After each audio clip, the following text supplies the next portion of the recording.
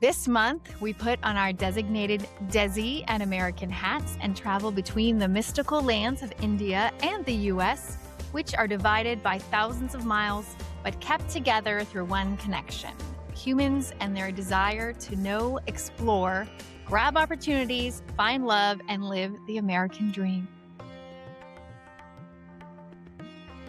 Welcome back to Girl, What Did I Just Read? The podcast where we read books by women and queer authors, spiral about fictional people, and always admit that the problem is humankind, but usually men.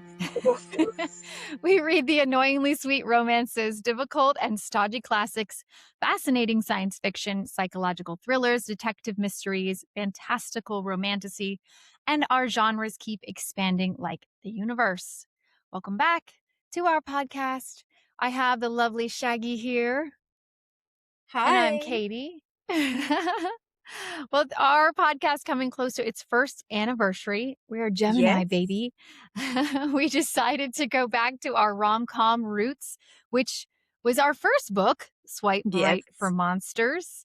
Check that out. Please do. That was a roller coaster ride. And get giddy with another silly, frothy, Bollywood-esque rom-com today. But how could we just be silly when serious topics haunt us like a Gemini devil man, and make us accidentally turn romance novels into sociological and geopolitical lectures?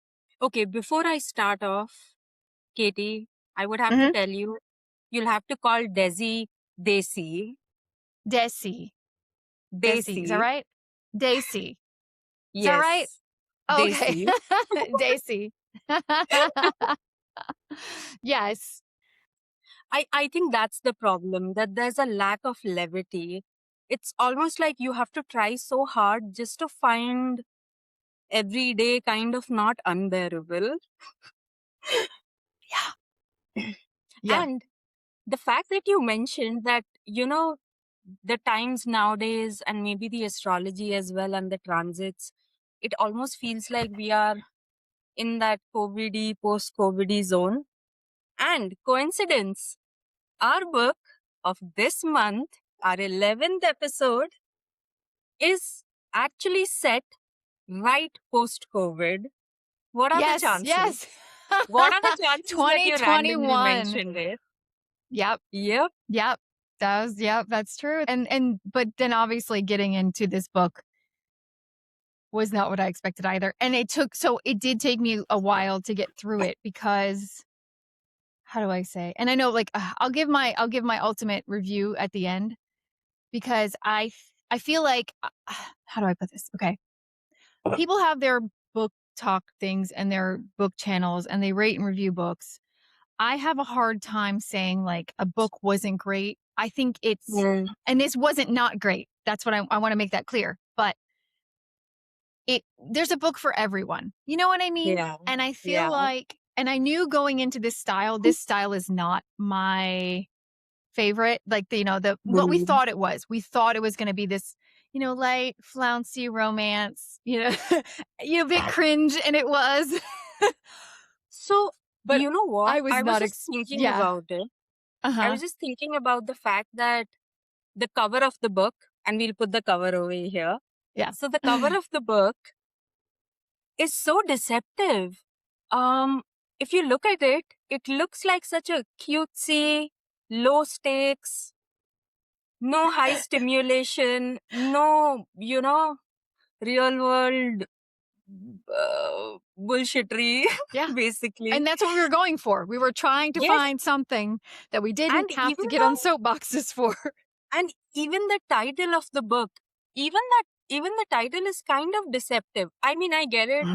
The title can still be this is deceptive, good. but the cover, I mean, I get it. I get it why they did this, but yeah, I was not expecting this either. And I was like, when you told me that you felt this entire book, it's basically 374 pages. And when you said that the first half to 2/3 felt disjointed and the last part felt like kind of fine and with the flow of how an ending would take place, like, a grounded, realistic ending, which is happy as well. I think you felt it was disjointed because you were jarred by the realities of India.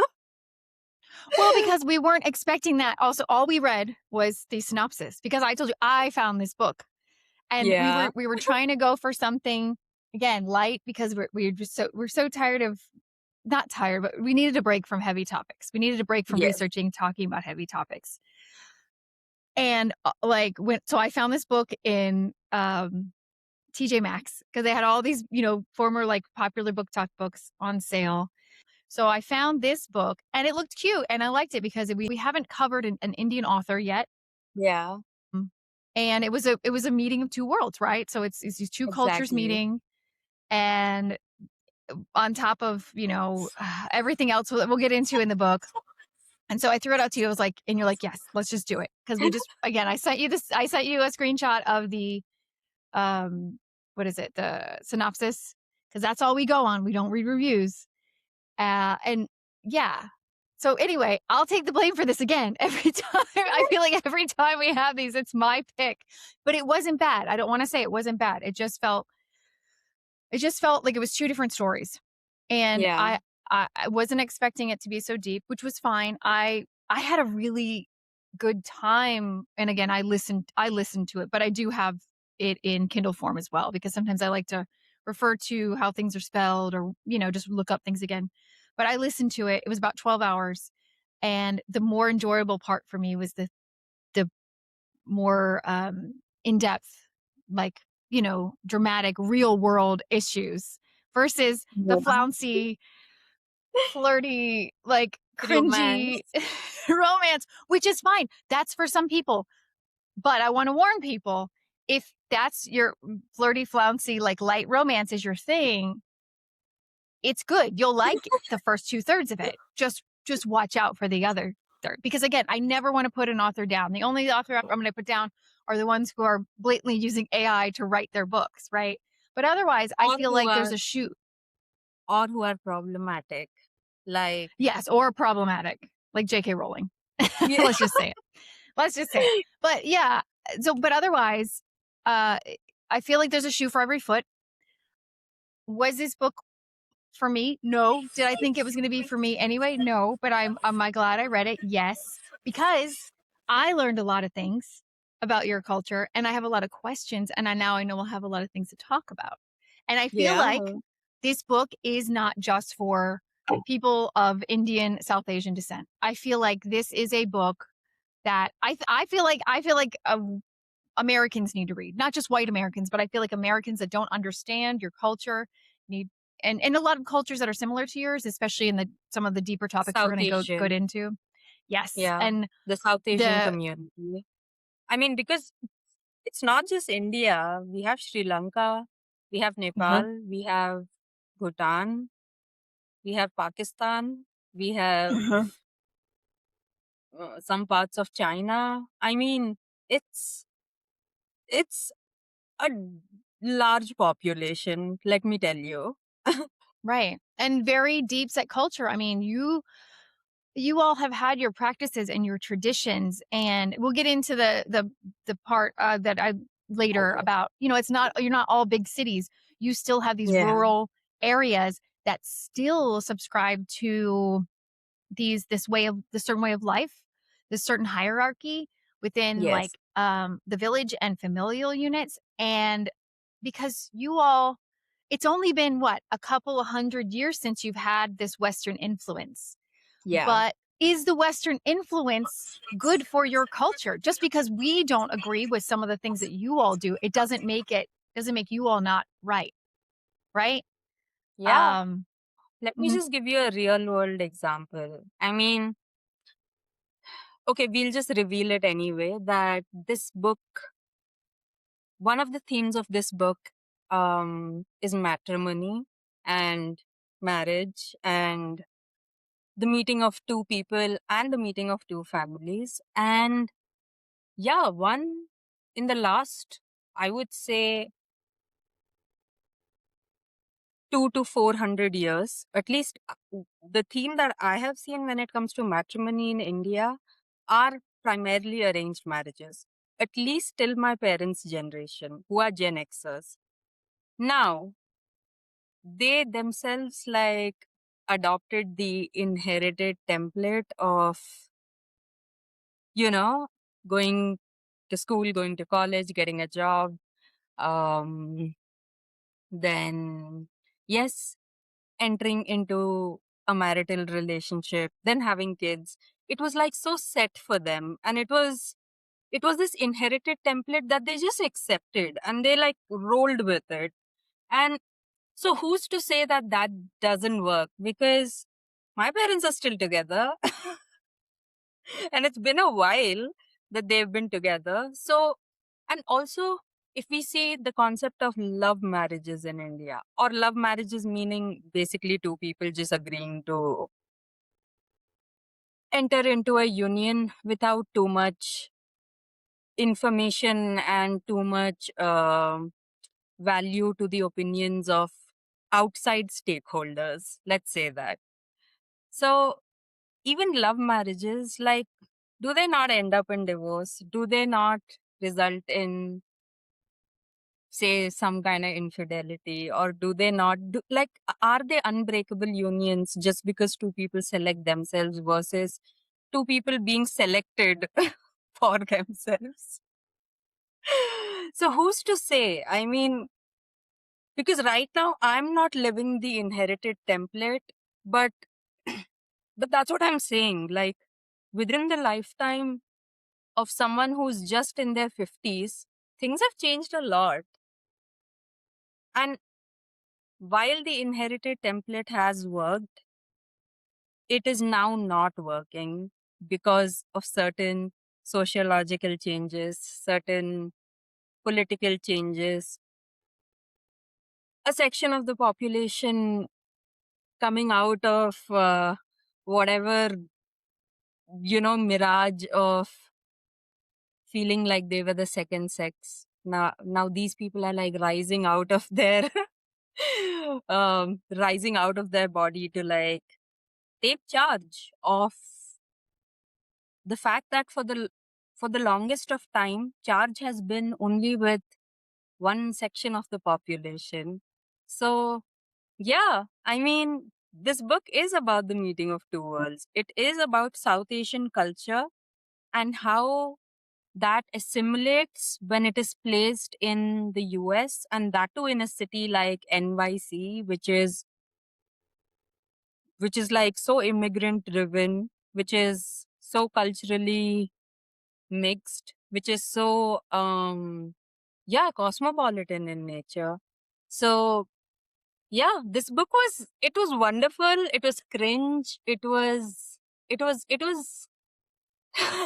the cringe parts were like really cringy, but if you're into like the traditional romances, you'll like it. You'll like the pacing of it. And you'll like once you can get past like the serious issues related to like matrimony and familial expectations and what people think are values in the framework of their ideology and in the framework of the social conditioning they have received since childhood, and which is like encouraged to be continued generation after generation. Until now, we were kind of discussing the fact that we wanted like a cute, frothy, filled with levity book that would, soar our spirits during these rather not so fun current political times. But it just so happened that we did end up getting a millennial cringy, frothy romance, but it was this entire camouflage of romance was hiding so many South Asian sociological themes, so many themes that deal with history of people and how the history of people can be changed, revised, almost warped or erased in some way, and how that affects the continuation of a culture further onto like our generation. And yeah, it just so happened that we ended up reading a frothy romance which was hiding a rather serious book called Love, Chai, and Other Four-Letter Words by the author Annika Sharma. FYI, I was telling Katie like a couple of days ago that Annika is another term for goddess Durga. And yeah, this author, she is like really educated. I mean, she's earned degrees from like Pennsylvania State University and like George Washington University, which I'm assuming are kind of tough to get into. I think so. But then again, she's Indian. She's been conditioned to get into good places. Otherwise, there's no worth. Yeah, you have no worth if you can't get into a good college. And so, yeah, this is like a series of books that she calls the Chai Masala Club series. And this is the first book in this series. I think the second book in this series is called Sugar, Spice, and Can't Play Nice. I wonder if this book has more spicy themes. And it's I like, actually, yeah, I yeah. want to read it. I know, I'm wondering if this is more spicy and like the one that we read was like more chuggy, diabetic, Well, the very second one, mellifluous, yeah, very they honeyed. follow the friends. Yeah, Yeah. very honey and milk kind of a romance. Well, I So think also, the author is following the friends. So the friends that will meet in the book, they each get their own book. But so this is the first one. yes.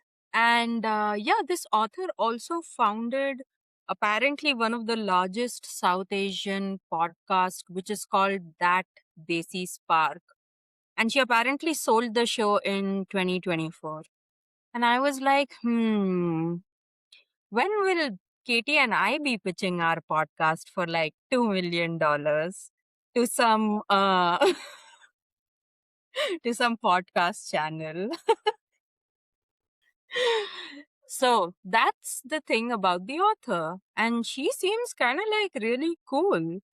And I know she gave us like a formulaic book, but I mean, it is charmingly formulaic. And somehow this charming formulaic romance kind of gives us an idea into what slow burn romances are, what yearning is, and how while you're while you're like with the love of your life, you can also be having like cultural identity crises, and you can be like handling parental trauma and having to deal with these specific geopolitical issues, like how in our country it's called the caste system, which is again a hierarchy of basically just discriminating human beings. Because in patriarchy, how dare we not have a hierarchy of the coolest to the loosest? Yeah, so this was really good. Like I said, it follows these friends. They call themselves the Chai Masala Club, and they're made up of, I guess, because they're all Indian in descent, but some are Yes. Indian American, some are Indian British, some are from India, and they all went to college together, and that's how they became friends. And then they all got jobs in big New York City together. So they get together once a week at their favorite chai place. And we'll get Yes. more into the etymology of chai as well and the true meaning of what is chai, especially for us Americans who have really, I don't think we have a clue. Like when you're going to Starbucks and you're ordering a chai tea, no. A chai tea latte. But yeah, it's very cute. So it starts out with the four friends. So in this one, we have Kiran, who's our protagonist. So she's the main one for this story that we follow. Payal, Sonam, and Akash. And honestly, it was kind of like Sex in the City, but Yeah, like 2021. Except exactly. I can't figure out who the Carrie would be because I really feel like for this one, and you can tell me if you disagree, but I think that Kiran is the Charlotte Charlotte. of Yeah. them. Yeah. Oh my God, we said it at the same time. She is the Charlotte. She is so the She's the Charlotte of Charlotte. this. Oh, I'm excited. I mean, even as much as I like, I don't want to say this was a great book. This one, it wasn't all for me, but the second one sounds really interesting because I really liked Payal. She was my favorite character. And she's like the Samantha. And Samantha was always my favorite Sex in the City lady. So that book follows her instead. She's a little more outgoing, just, tell it like it is, kind of sassy. So, More sure of herself. yes. And so it'd be very interesting, a very independent woman, modern woman and living in New York, but she's from London. I know I'm getting too much in the other book. Anyway, and then, there's their other friend Sonam. She and Akash so Akash is the guy, the other three are girls. I think the other two were raised in the States, right? Akash and Yeah, Sonam were raised in the yeah, States. Yeah. yeah. So they're different ways of, I think, relating to their Indian heritage because, again, only our main character in this, Kiran, she's the only one from India. And the other ones, Hmm. I don't even know if they've been to India before. Not to say Yeah. that they're any less Indian, but it's really interesting because as the story goes on and as we get into like the real meat of it, when it starts to get real serious, they have their kind of opinions, and I'm trying to think, like, advice and opinions for Kiran, but it's coming from their view because they Yeah. understand they haven't had the same life that she's had. So I'll let you get into it if you It's want to kind of give her Kiran's background. it's just that it's very different to have an upbringing in a country like India and to have an upbringing in a country like US. And even though we are adopting and have already adopted so-called Western values, it's still, you can't copy paste the solutions that that the conditioning of one upbringing brings about versus another. So now, this entire book, of course, the setting starts off post COVID, once the quarantine has ended, and everybody's like eager to meet each other, and everybody's been in that self isolated, sad, anxious, don't know what is going on with the world, what are these unprecedented times that are going on. That term, oh my God, that term was so abused, unprecedented times during COVID. But anyway, yeah, this is that post COVID zone, and these are young people out of college, working like a couple of years into their career. And yeah, they're meeting up to drink chai and yeah, kind of just dish and spill the tea and drink the tea. Yes, yeah. It was so it starts out light and frothy and fun, and they're all 28 years old about. So they Yeah. have been out of college for, at least a few years. Um and of course, one of the main things on their minds being at that age, because and I think, I mean, well, again, I can only speak to growing up here in the States, but being a millennial, by the time you're 28, you're pushing 30. And I can't speak for how things are now with Gen Z being about that age, but relationships and marriage are definitely on your mind because Yeah. we don't get as married typically as young as our parents did back in the 70s and 80s.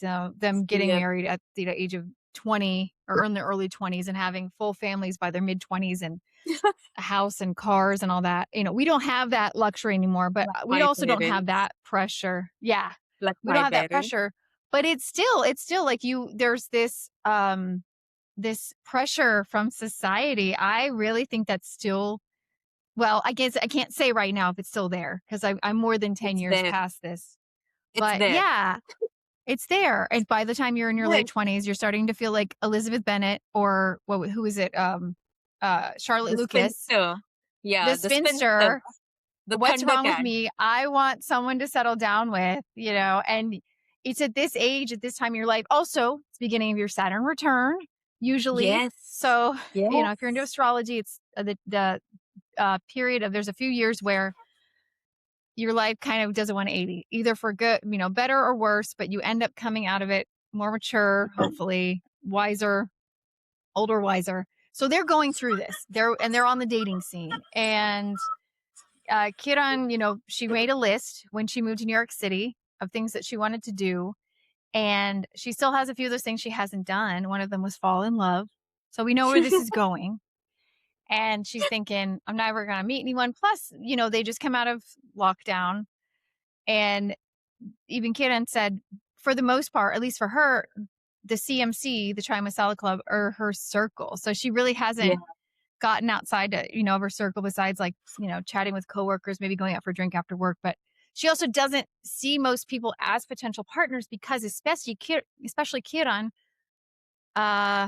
she's from India. And so she is only thinking, I have to date a good Indian guy, especially one that, Yeah. my parents like.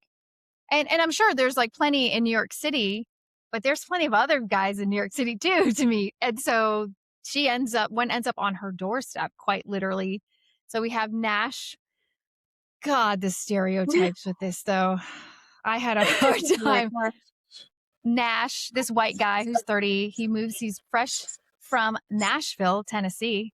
So very clever naming him Surprise. Nash. Surprise. Why is it Surprise. Nash Yes, from and he moves there Nashville? because he's a child psychologist and he got a job at, somewhere great in New York City and he's moved to this Red little flag. apartment. Red flag. Exactly. And Psychologist, red flag. psychologists, red flag. Red flag. And so he ends up on her doorstep. He gets locked out of his apartment and she invites him in and she makes him some chai. He learns about chai, what chai is and what chai is not. And they hit it off and they decide to, go and first, for her, she wants to show him fun parts of the city. He's never been in New York City before. And she also has things on her list that she wants to check off that he's interested in doing. But she makes it very clear and to herself and to him, we're just friends. There's nothing going on, obviously. He seems to be a very nice Southern gentleman, obviously. I do think it's interesting that the author made him be from a very conservative state. So this is the only thing where it's like, I guess I'm glad she didn't go with the complete stereotype. But even for me as the American, I was surprised that she hooked up, this, young woman from India with these, traditional values. Of course, maybe her values have changed a little bit since she's been in the States for she's been in the States about 10 years because she went to maybe a little before. Anyway, Kiran went to a boarding high school and then she went to Duke University. So she's been in the States for over 10 years. So she has her roots combined with her goals and aspirations changing because she's in the United States. But it comes down to finding a partner that her parents are going to approve of. Then they introduced this guy from the South. As we know, especially in the United States today, the red states, I was very surprised. I sound like I should have had this thought out better. How do I put this nicely?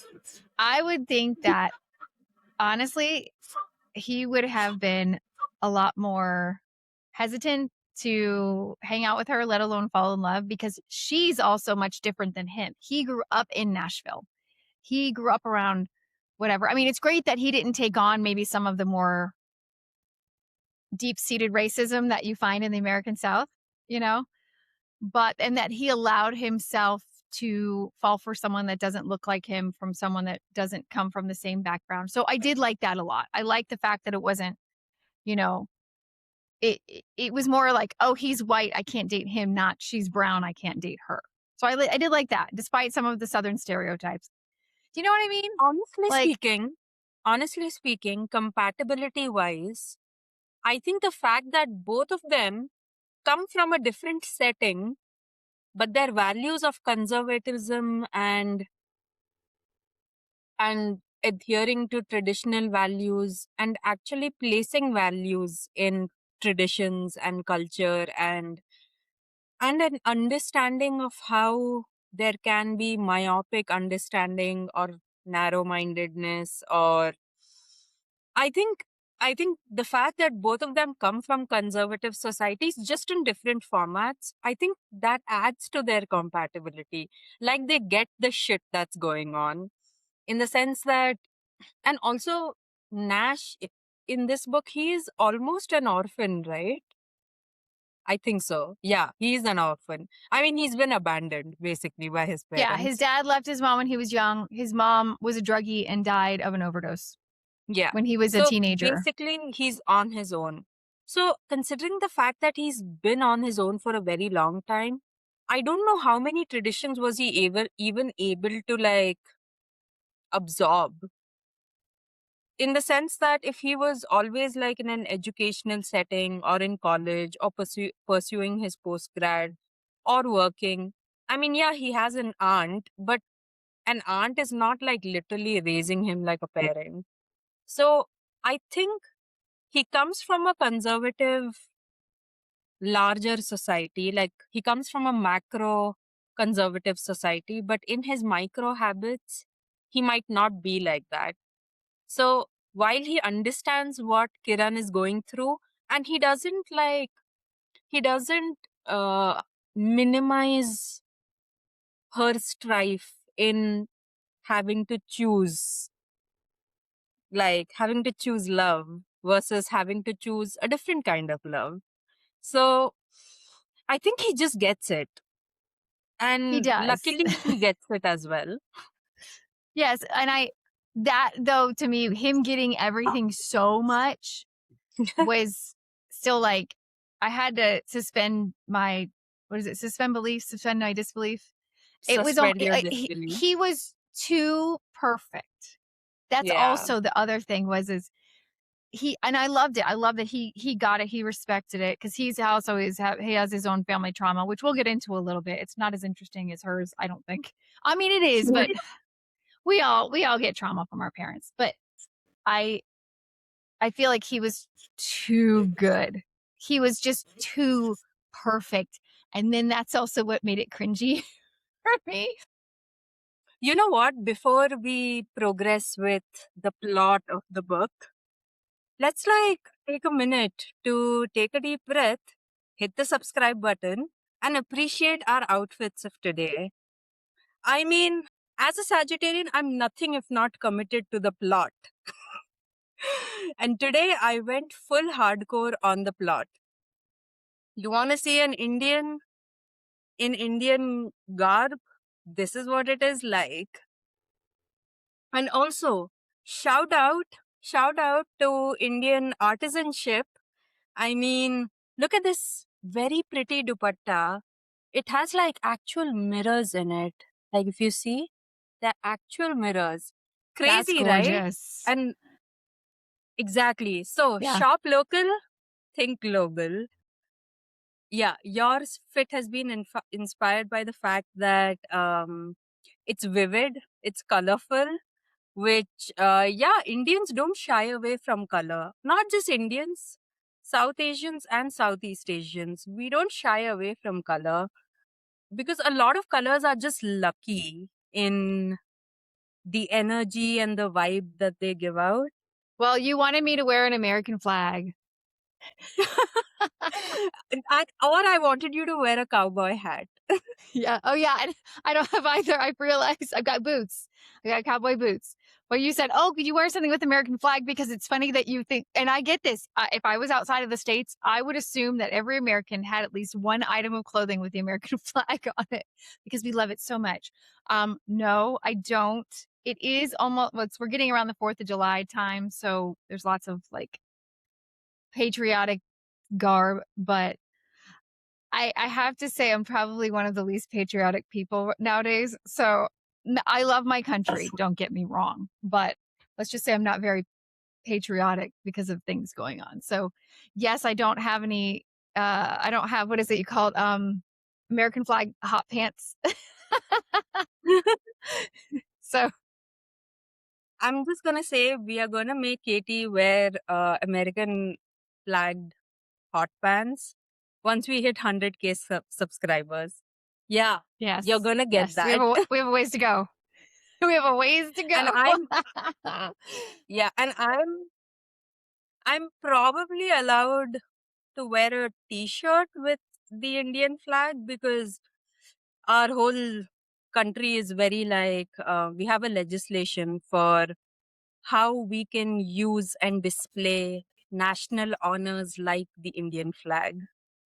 So yeah, I could probably wear a t-shirt, but yeah, you'll get hot pants, 100K subscribers. 100K subscribers. Yes, absolutely. Absolutely. But yes, I love the fit today and the makeup and everything and the commit to the bit. Absolutely.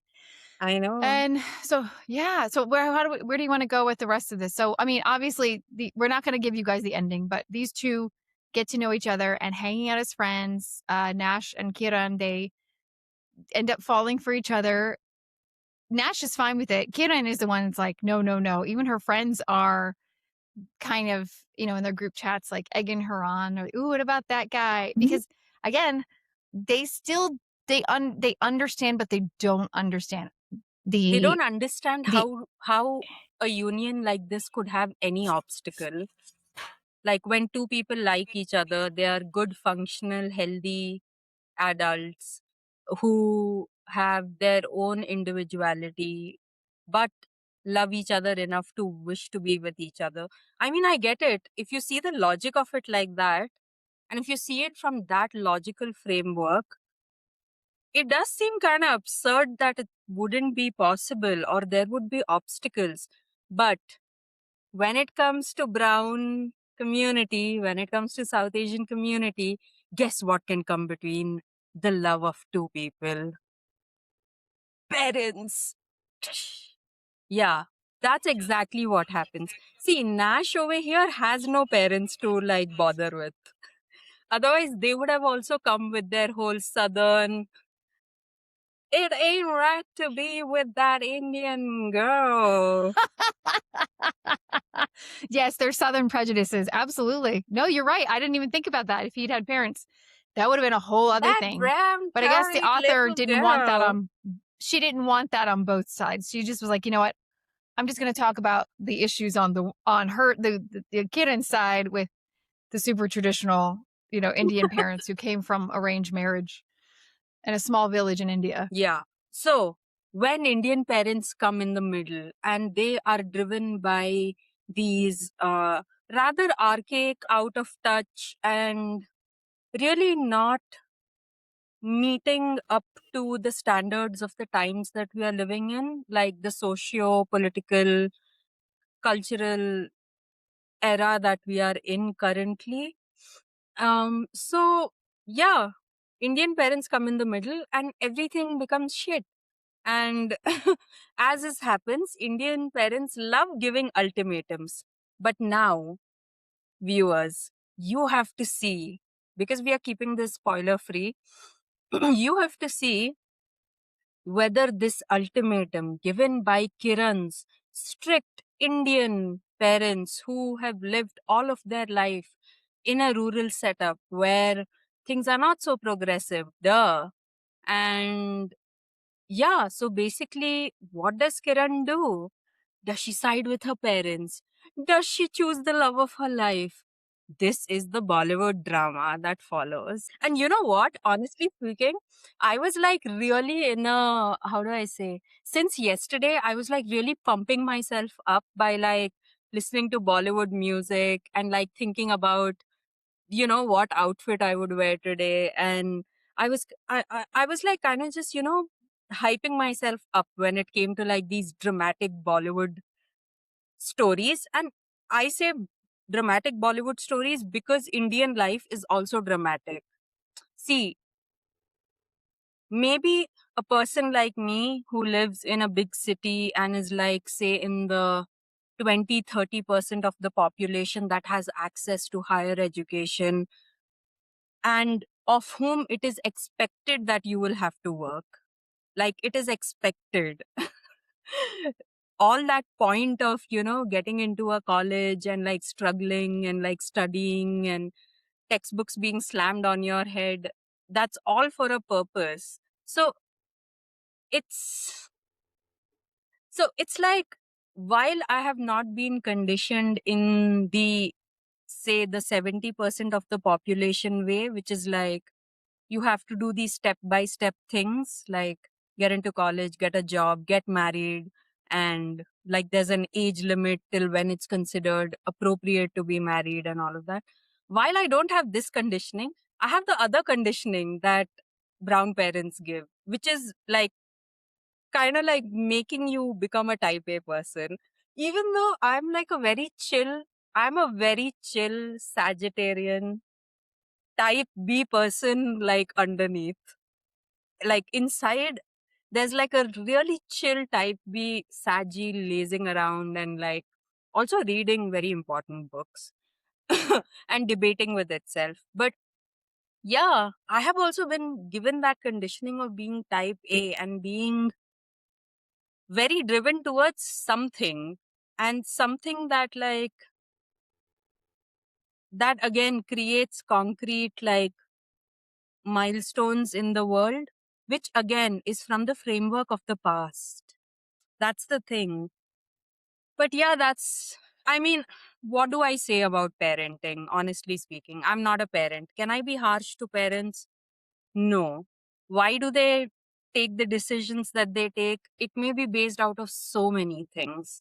Like it could be based out of joy or fear or insecurity or confidence or the economic conditions or so many things. I mean, parenting is such a tricky thing.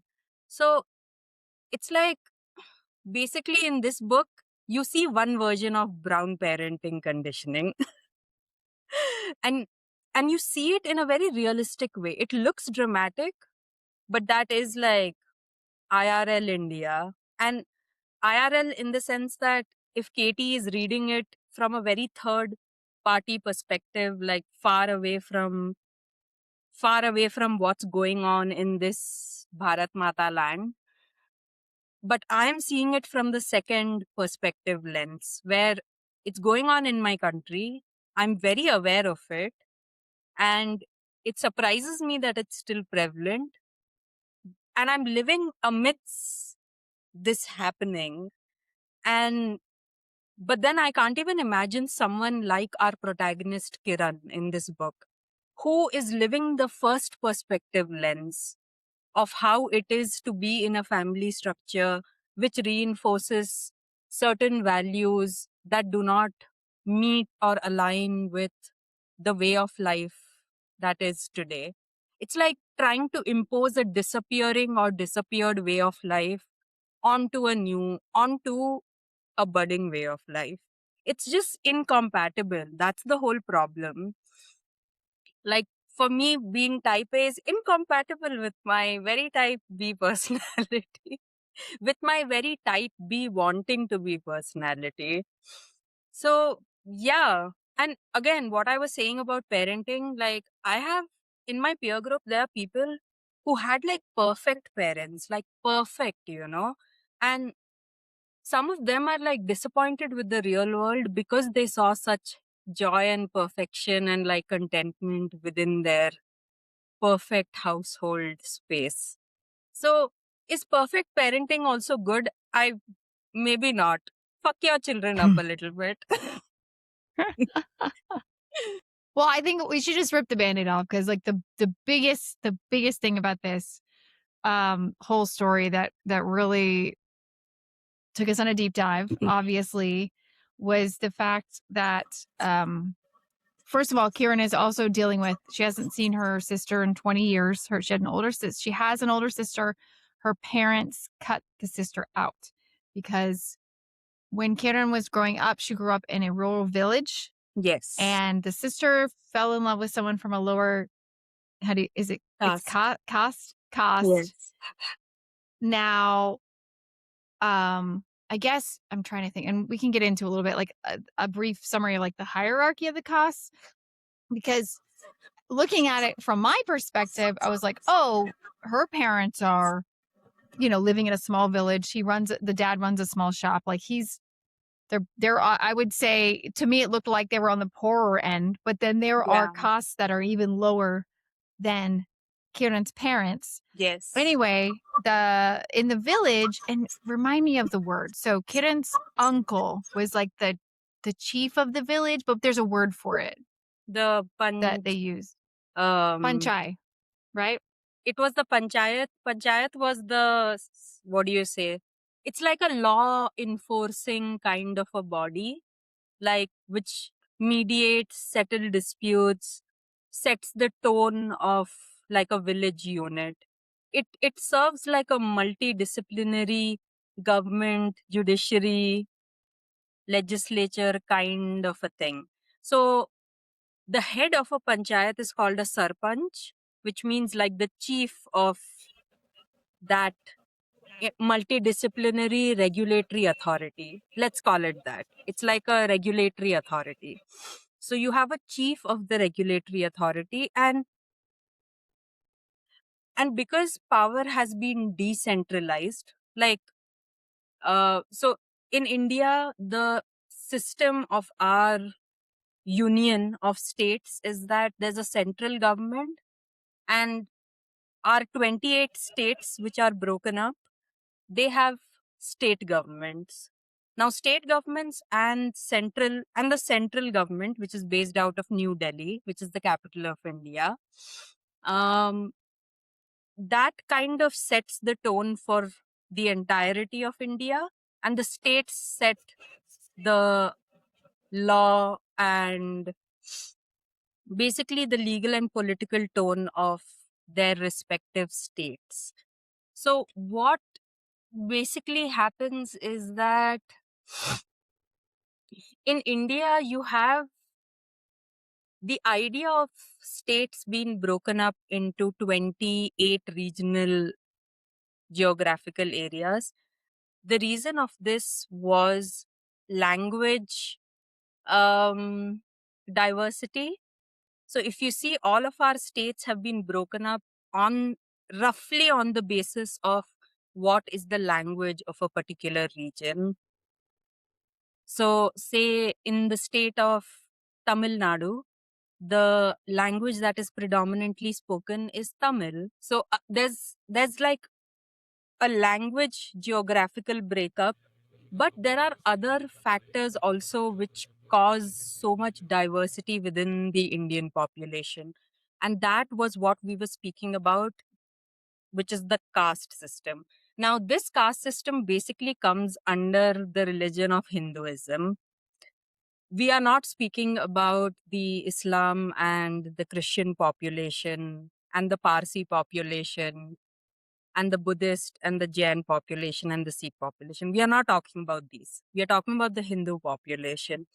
Now, in our mythological times, basically, a caste was the caste system was like a complex form of social differentiation and social stratification. And this caste system basically put you into four broad categories, like one of four broad categories.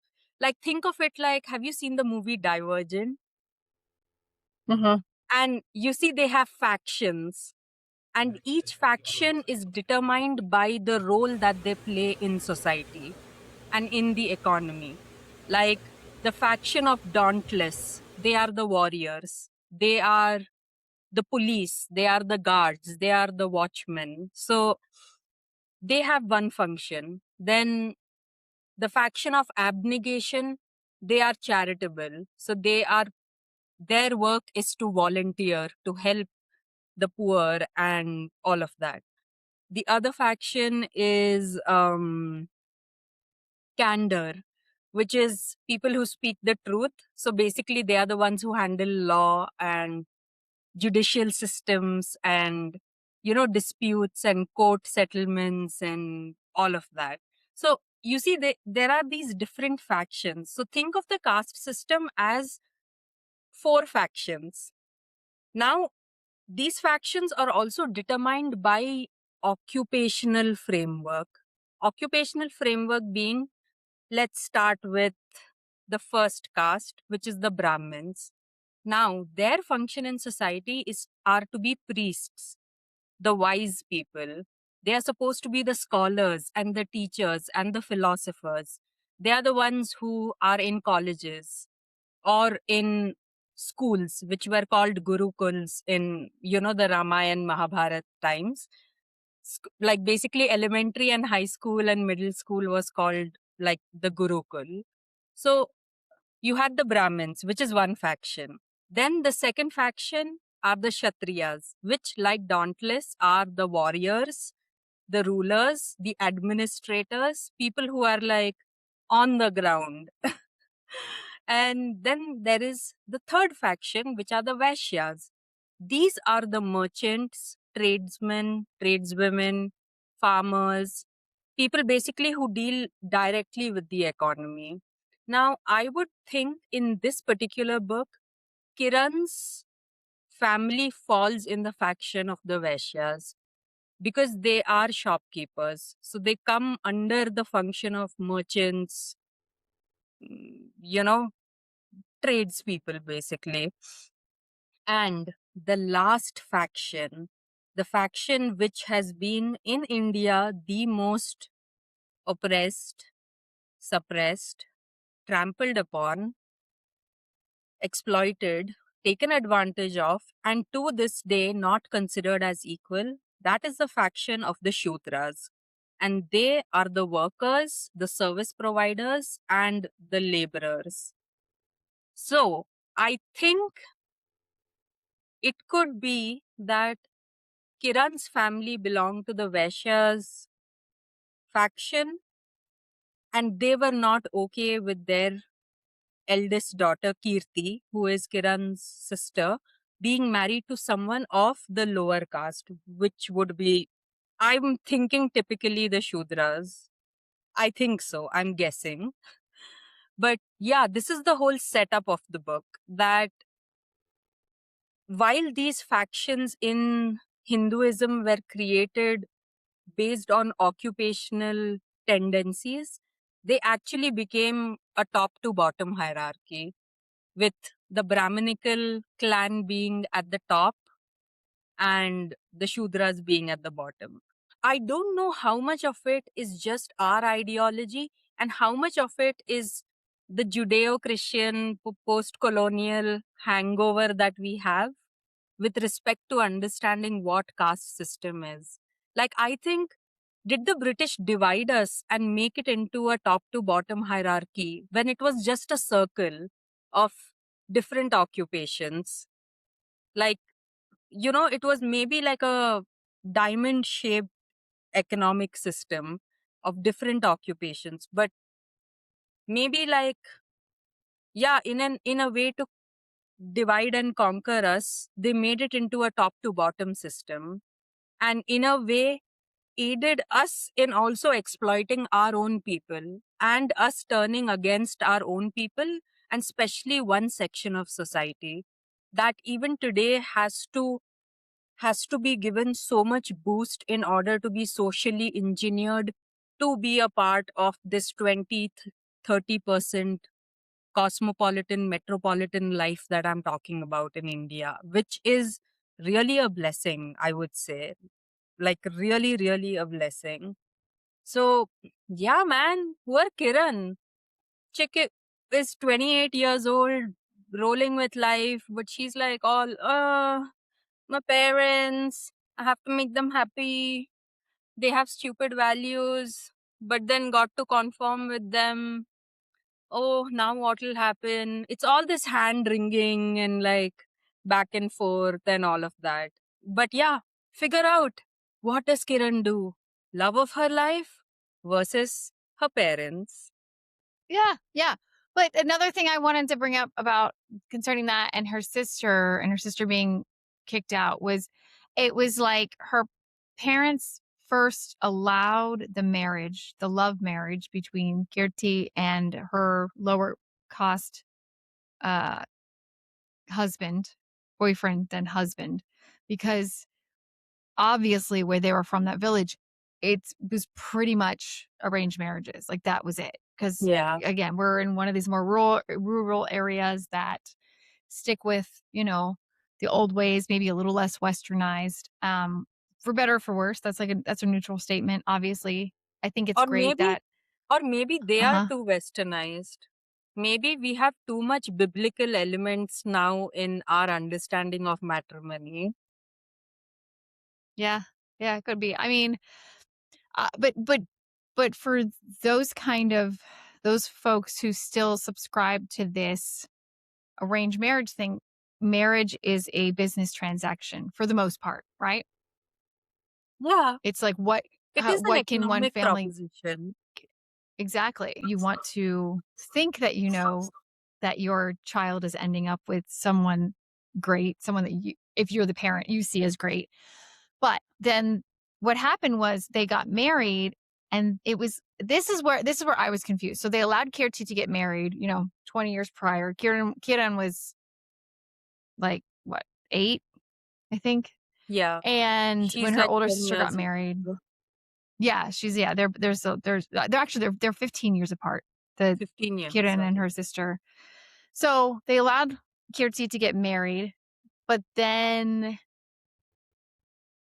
all of a sudden the uncle who was the chief said, "No, basically she's ruining our Yeah. reputation here in this village and this family's Mm. name and she can't stay." And so their parents said, "Be gone, don't talk to us again." And of course, us as the reader, especially if you're westernized or, live over here, that was shocking. How could you do that? We won't give too much away, but it gets in the story because even the Kiran's friends pipe in when it comes to Kiran finally telling her parents, not only am I dating someone outside of our culture, it's a white guy, it's a white American. And then the parents go off. Her parents are like, they're literally like, "You're dead to us." So, but her friends from the CMC, even though they haven't grown up in India, they're kind of siding with the parents. And at first I was like, why are they doing that? But I understand because it seems very likely that the 3 friends, their parents are from India. So they get it. They understand and I the think, whole thing of, yeah, they honoring your they parents get and it. the culture. I think they get it, but more than that, they get their friend Kiran and what her values are and where her happiness Mhm. lies. Because she, more than the others, is like a little too conforming, like a little too involved, enmeshed almost. Yeah. Like, she's in a way maladaptively enmeshed with her family and she carries their emotions onto herself and makes it her job. Even though she's the child, she makes it her job to become this beacon of harmony in their house, because the beacon of harmony has been ripped away by the sister not being in the family setup anymore. So I feel like her friends know her, and that's why they're kind of like that. Maybe in the short term she might like being with someone like Nash, and but at the end of the day, a girl who is so conditioned, despite having studied there, despite working independently, having lived independently in the USA on her own, like despite so many shackles not binding her, she is bound by her own shackles. She values her shackles. So her friends probably are like, you know what, in the short term, it might seem nice to be with someone like Nash, but in the long term, she's going to miss her support system. She's going to miss the approval of her family because she's so enmeshed with getting validation from them.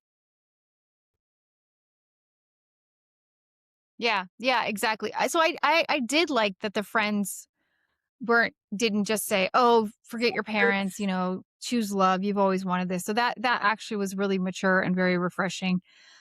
And Kiran eventually understands, maybe she did already, but we the reader get to understand why the parents did what they did with the sister because they had brought up a story that happened in the village with another girl. And again, this is kind of, they could have been like a legend, an old wives' tale, just to tell the kids to not fall in love with someone Mhm. outside of your village, your caste. But it was about a girl who went against her parents' wishes, was dating a guy from another village, different caste system, and they didn't, it wasn't approved of, and the girl was burned with acid, and she became deformed and disfigured and blind. And that really brought it home, because that is something, and not just in India, but other cultures, and other, different parts of the world, and not just, again, not just South Asian, but Middle Eastern, maybe parts of Africa as well. But there's this whole thing of honor. That's a big deal. So the fact that her parents loved her enough to shun her, Yes. that really hit home. I mean, that was, I can't empathize, I can sympathize. And See, that they was the practically, real world wake up call. Mhm. yeah, they practically saved her life by exiling her. Because, it might sound like a scary story to like deter your kids from doing unsavory activities like falling in love with someone of a different caste or a different religion or whatever. But shockingly enough, it's a reality. Like these kind of stories, they are not stories of 20, 30, 40 years ago. I can bring something up of in the news in the last 1 month where something like this would have come up. And when we talk about the heinous practice of honor, we are going to call it honor unaliving. Basically, the whole twisted concept of honor unaliving is basically to control the union of two people. And how can we control the lives of two people on the basis of what kind of discrimination? So, one discrimination can be lower caste, higher caste. So, in the name of your honor being besmirched or your reputation being tainted, you would rather unalive two people than just accept the fact that they might come from different backgrounds. They might just come from different ways of life. And so exactly this whole twisting of the concept of what honor means and how far you would go. How far you would go in order to preserve what you think is honor. And is honor beyond a sacred human life? Is it a, a human made concept called in honor? Is it really worth a full life? And yeah, is it worth ending a full life? I don't think so. But yeah, it's a reality. These things happen every day. These things happen even today. And yeah, it pisses me off. And I'm sure now, Katie, you're pissed off too. I mean, I am, but it's your culture, so I mean, it's not yours specifically. It's a part of It is a people's broader, cultures. it is just a broader way of controlling women at the end of the day. That's what I was going to say. Do you Yeah, think if it men is had that. nothing to do with this, of like Yeah. my honor, my village, do you think See, that this would be happening? yeah, so what is my honor? My honor is with respect to a property that I own. And is that property a woman? Is that property my wife? Is that property my daughter? Is that property my sister? My mother? So at the basis of everything is the evil of patriarchy. and the fact Yeah, that and the fact that behind every so-called cultural value hides the fact that it is based on women being treated as corporeal objects who have property. no agency, no decision making of their own, which is why they are an object they are an objectified entity that can be taken lightly as honor, while their whole life might not be considered as sacred. Crazy, right? No, it is nuts. And it is patriarchy. What do we do? It all boils down to the same thing. And funnily enough, I was speaking to my dad, and I was like just telling him that I wanted to choose a chill book, and Papa, this book is about honor unaliving. And I was specifically, yeah, speaking with him and my mother because they come from that generation which didn't demand, which expected conformity. Like you were supposed to stick to that inherited template. If you went out of the lines of that inherited template, you were going to be shunned. And this inherited template is, as usual, holds more double standards for women. So our line is much narrower of how we can color outside the lines. Our lines are much narrower than what would be the lines of a typical dude, brown or otherwise. Yes, So, good point. Good point. yep, it's all heinous. And it's all heinous and it is all evil. And it might be called honor unaliving here. But I'm sure even in Western cultures, the fact that people do not submit to being on a certain line, it is met with consequences. And it is met with consequences in the name of history, tradition, culture, what we need to carry on for the sake of for the sake of the sanctity of our society. Like these sanctimonious, assumed divine values, which no God has given us. Because as per the last episode, does the God even like you? Exactly. Check out episode 10. Yes, on Cersei, the OG baddie Yes. witch. So anyway, yeah. So I think we covered that pretty well. And this was majority of the last third of the book, which I Yeah. found the most interesting. The more serious part. I do like light books. I like all of that. But, the first two thirds was about the romance and Kiran navigating an adult relationship in her new culture, basically. Yeah. She's straddling both worlds here because she's becoming an American. She is. She lives in the States. She works in the States. She went to school in the States. She's likely gonna, I mean, we didn't know from the outset, but likely she would have stayed in the States for the rest of her life. There's a So how do reason. you become, There's uh-huh, a reason she fell for a very white Nash. why? She is going to stay in the US. That Well, I think passport. even if she found an Indian guy, yeah, she would. But so I she's mean, becoming an it was. American, and so I'm. she's having to It was. straddle It that was line, just. It was just a perk. I think it was just a perk that he happened to be white and a really nice guy, and this and that, and holding a strong passport, and blah, blah, blah. I will say, I don't think it was a perk that he was white. I think he could have been any. Honestly, me being white and coming from here, and I know I'm stereotyping here. I know I'm putting this on Nash, but even even if you said, "Oh, wouldn't you want some cute cowboy from Texas where I'm at, or from some cute country guy from Tennessee?" More likely than not, I would say a white guy. I would say no.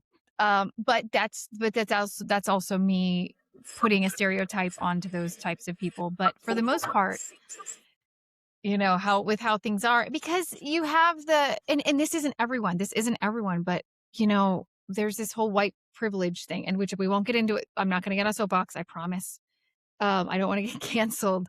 But especially with younger white men in the States, there's still this like privilege thing. And I was like, ugh, I would not go for that. There's so many red flags there. But there are a lot of great guys in the States, which I'm sure there's a lot of great guys in, India and other countries. I personally would go for like a European guy, like I said, with a Schengen zone passport. So any that would like to apply, I am unmarried. Um, I only want your passport. I'm not gonna like cook for you and clean for you. Okay, I might cook for you. I'm a very good cook. But quid pro quo. You gotta come with something, for me besides your passport. All right, so let's do because I'm the one who's got to run, pick up the little. Real quick, what's your final thoughts? Recommend, not recommend, or to whom would you recommend this? Or No, actually, you know what? I over exaggerated the fact that this book got me into a funk. And I'll tell you why. Do you remember I've always like mentioned to you that when I read, I internalize the book too much versus when I watch, I don't internalize what I'm watching as much. So, Mhm. in order to get into the whole Bollywood rom-com, love tragedy kind of a story, yesterday I was not just listening to Bollywood songs. I also was watching a Bollywood movie and it's called Jab We Met. Viewers, I recommend you guys please watch Jab We Met. It has the beautiful, gorgeous, iconic diva Kareena Kapoor and the tall, hot, nerdy, good guy whose name is Shahid Kapoor. So, amazing movie. Jab We Met basically means, Jab means when in Hindi. So, the movie means when we met. And this movie, it's the cutest and most balanced representation of a healthy relationship you could find between a guy and a girl who actually let themselves be individuals while they are in a very traditional, like Indian setup, but how they let themselves be individuals and that helps them love each other and themselves. So it's such a cute movie. The songs are so nice, the characters are great. So we have this, like overstimulated hyper girl versus like calm, nerdy, like work oriented, tall, hot guy. They have such cute songs. But I realized while I was watching the movie, I'm getting distracted by the songs and the outfits and everything. But this movie has the same themes. The girl elopes because she is in love with a guy of a different religion. Okay, it's like similar themes. She elopes, then she's shunned and exiled by her family, then she disappears. I mean, like real life dramatic things are happening in this Bollywood movie. It just so happens that because I'm watching it, I'm not internalizing these serious issues. I'm watching a song of them falling in love and I'm like, meet cute. So basically, what I'm trying to say is that I think I took the book too personally. Had I watched a movie of this book, I wouldn't have taken it that personally. So I'll give it like a 3.3 out of 5. Yeah, I mean, it was cute, but like I said, to me, it felt disjointed. It felt like like one genre in the first 2/3 and a totally different genre. It felt like that kind of romantic comedy, that sweet, meet cute, opposites attract, kind of very sugary sweet. And again, it's But totally then, for some but people. that's the problem. No, but then that's the problem. Most Bollywood-esque movies are traumatizing. Like they have some traumatizing story, some tragedy, something at the base of the love that two young people find. It's actually a very common trope, like having something traumatic, having a family trauma, personal trauma, something like spice of life.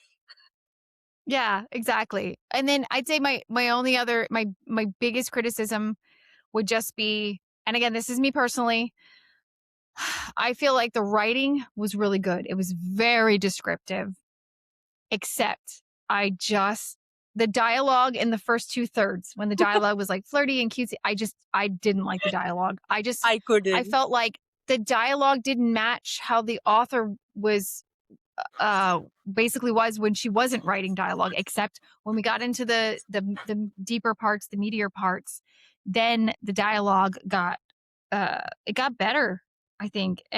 But the base writing was always very good. That was my only thing. And again, now here, there's always trauma with the Indian stories. I get that, but if you're trying to market it, I'm sure it's marketed there, but it was likely marketed here first.